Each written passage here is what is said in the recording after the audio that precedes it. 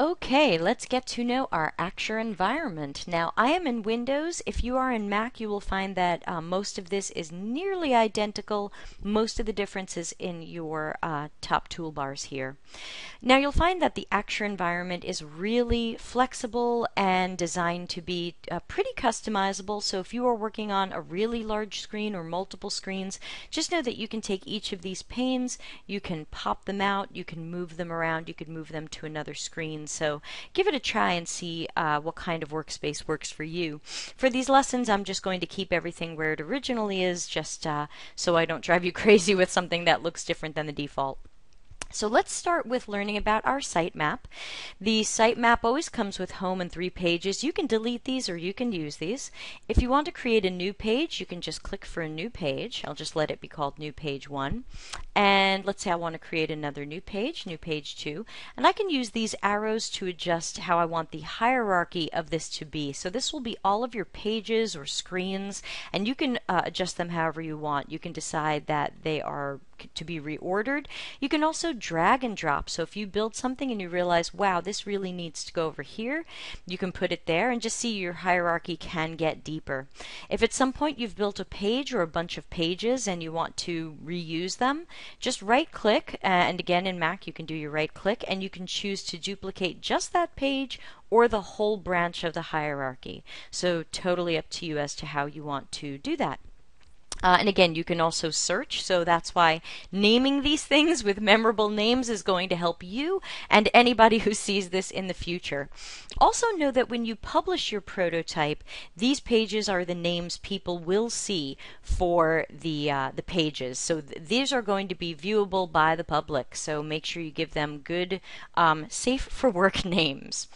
Now looking at the widgets, this is where you're going to spend a lot of your time in Axure, because this is pretty much everything that can be dragged out to the workspace, whether it's an image, some sort of text, a shape, a button, a line, and then interactive things like hotspots. You've got your dynamic panels, and I'm not going to go into depth into any of these things now. These are all for future lessons to really dive in deep. Right now this is more of a, hey, just get to know the Axure environment in general. So we've also got inline frames, repeaters, and then all the elements if you're going to build a form. Text field, text area, drop list, list box, checkbox, radio button, those old-fashioned HTML buttons, which I generally don't use. And then also here we've got menus and tables, which I don't use very much admittedly, but we will eventually go through them. Masters, another of the Axure features that will certainly save your day. But first, actually, let me go back into widgets and let you know quickly that there are libraries available for Axure. These are kind of like stencils in OmniGraffle. You can make your own library. I'm not going to go into that. There's a lot of great videos already out there on that. I'd rather cover some elements of Axure that people don't always cover as well. But you can choose from libraries, and I've already installed a few of them here. Or if you've downloaded or bought a library and brought it onto your hard drive, you can just ask Axure to load it up. So maybe I want to bring in my UX people. And these are treated just like any other widget. They can be dragged and dropped into our workspace for whatever you might need to do with Albert Einstein. So you can view all of your libraries mixed together at the same time, but that's probably a little overwhelming. So feel free to move from library to library. And if you're having trouble finding something, try searching. So for example, if you're looking for just a placeholder icon for something to do with deleting, I can type delete, which I typed earlier, and it will show you just the delete icons. And you can choose from there. And if you ever want to turn off the search, just click it again and it will take everything out.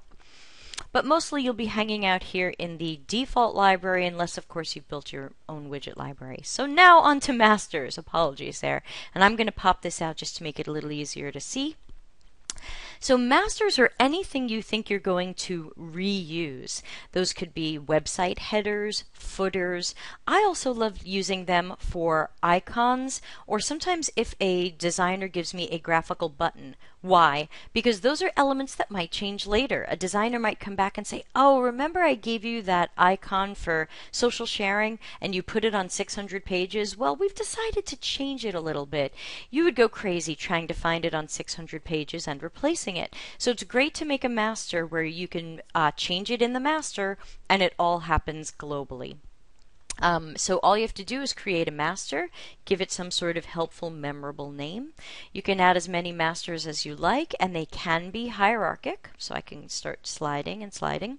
I can also create folders, so I could say these are going to be all of my icons, and maybe I want to move that back out as a top-level folder. And then I can create masters for icons, and in future lessons we'll show how to create these masters, but for now I just want you to know what they are and where they are and how to use them.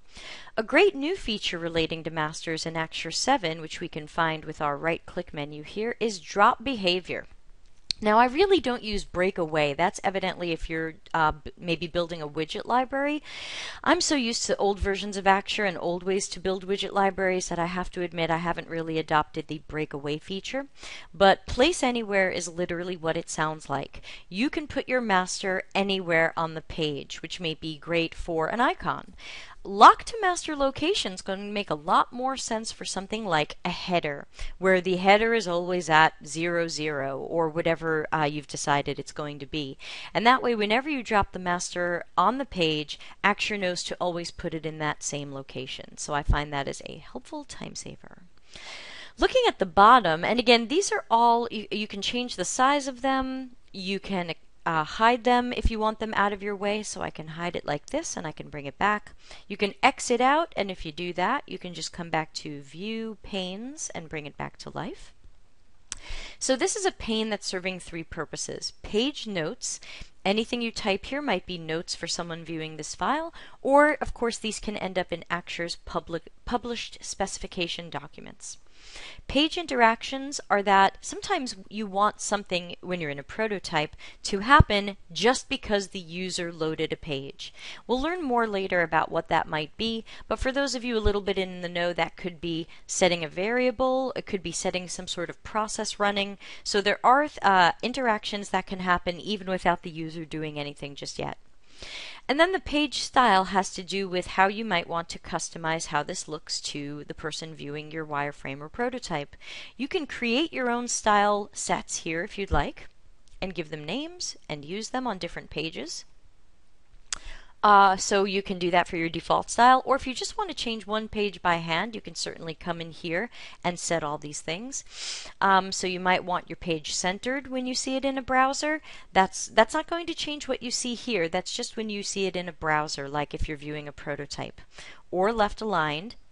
You can change your back color. You can use a background image. Again, great if you have real designed graphics for, say, a web page. You can decide how is that image aligned, and does it repeat or tile in some way or stretch. And then sketchiness effects are great if you feel like whoever's viewing this prototype is going to have a hard time understanding that perhaps it is a draft. So what some people sometimes do is, even as they put text and images and shapes and other things on a page, they apply sketchiness. And sketchiness just basically kind of blurs the edges a little bit. And that can sometimes help get the message across that this is not a final version. This is some sort of mock-up or idea or early version. You can decide everything on the page is black and white. Again, in an attempt that might help people realize this is not a final version or a designed version. You can choose what font you want to use and how thick your lines are. So this is totally up to you. I don't use sketchiness. I find the people I work with have a good sense of when something is a draft and when it isn't, but I've heard plenty of stories about people who needed help communicating that. So you can use sketchiness in that case. And again, if you've set that as a style and you apply all of your pages to have that style, then you don't have to do this by hand on every page. You can just say, hey, my default style has sketchiness and it's centered and it has this background, and then that way all of your pages will have that style. Widget interactions and notes is everything from as simple as what should we name this shape? It is rectangle 1 or something more exciting than that. And then all of the interactions that we're going to build in Axure start in this panel. So that's lots of lessons later, but for now you just know where these things are. And similarly, notes we're going to learn when we talk about annotations, but here you can have lots of different notes for lots of different reasons, for lots of different possible people, whether it's notes to the artist, notes to the developer, notes to stakeholders. These can all go here, and ultimately they will be spit out with a published Axure specification document. That's your interactions and notes. Down here, widget properties and styles. Again, once I have something selected, this area will light up. If I've got nothing selected, a lot of this starts to look a little dead. But here you can see that I could select my shape, and again we will go into this in more depth when we start learning about placing widgets on our workspace and what interaction styles are and what some of these other things are. But these properties live here and you will use them a good deal. And style has to do with what if I want to change something just about this widget. So we will learn widget styles, which are kind of like style sheets where you can define text styles, gradients, colors, buttons, things like that. But sometimes you just want to manually change one thing, and this will help you do it. Of course, pretty much everything you're seeing here also lives, well, most but not all of it, lives in these top toolbars. So if you don't see something in the toolbars, come on over here to Widget Styles. It's probably over here.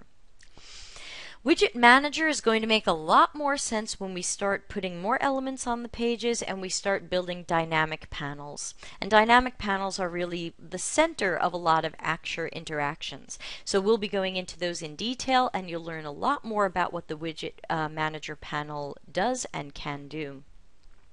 Now, taking a look at our top bars, again, these are all customizable. You can drag and drop them, you can hide them, you can do a variety of things with them, so just know that this workspace is easy to customize. This is a lot of stuff that you're going to be used to if you've been in Photoshop or PowerPoint. It's not as powerful as some of those, but it's got the basics. So the basics of your file, the basics of zooming. Now quickly, there's three types of selection modes here. Your connectors are if you're making flowcharts in Axure. That's for another lesson, another time. And then the intersected mode means when I grab something, I want you to grab everything I've even slightly touched. So here we've selected both elements. The other mode here, which is your contained mode, says only select things that I've grabbed completely. So we're not going to grab Einstein because our cursor only ran over him a little bit. If you wanted to grab him too, you would have to completely box in both of those. And that's just really a work style thing. You can decide when you want to use either of them. Next, we've got Axure Publishing, and we're going to learn that in future lessons. Here we've got line styles, and this could be a horizontal or vertical line that you've put on the page, or it could be the line of a shape. Like here we have a box, and we could decide our box has a blue outline. And also you've got your line thickness, your line style, whether or not your line has arrows on the end. That's if you're using horizontal or vertical lines. And then fill. Right now with Axure you can only do a solid fill or a linear gradient at different angles. So again, not as powerful as you may be used to, but hey, it's pretty much good enough for our purposes. And again, same here, shadows. Not as intense as what you can do in Photoshop with shadows, but as I would say, good enough for now. This has to do with alignment, so if you've been typing text into this box, you can control the alignment. This, of course, is your location and size for this particular element, whether or not it is hidden, and we'll be talking about hidden things later on. This little grayed out toolbar over here has to do with team projects. I'm not really going to cover that because there are a lot of videos out there that do a good job explaining team projects, but long story short, with an SVN server or a shared drive, you can share one Axure file with other people on your team, and you end up checking in and checking out different aspects of the file so that you're not working on the same thing at the same time as your teammates, and then the file can synchronize. So that's a great collaborative thing for Axure. These are your widget styles, and we're going to learn how to customize those in a future lesson. You'll be using this widget style editor, and we'll also learn the format painter. If for some reason, whether you've defined styles or not, if you just want to change some of the look and feel of things, here's your font and your font typeface granular controls with sizing and bold and underline and alignment. If you want bullet points, we'll be learning about this linking, which has to do with linking text, and of course font color. This last stuff you'll definitely recognize, especially if you've spent any time in PowerPoint. It's going to be your group and ungroup, your bring to front, send to back, bring forward, send backward, and then all kinds of different alignments and horizontal and vertical distribution. Distribution would be for if you have a bunch of boxes and you want them to be equally spaced apart over a certain space. You don't have to go crazy doing math like we used to in the old days. You can have it distribute for you. And of course, locking and unlocking things that you don't want to accidentally move or delete. So in roughly 15 minutes, that's a quickie look at your Axure work environment. And in our next lessons, we will get started by putting things on workspaces and starting to customize their appearance.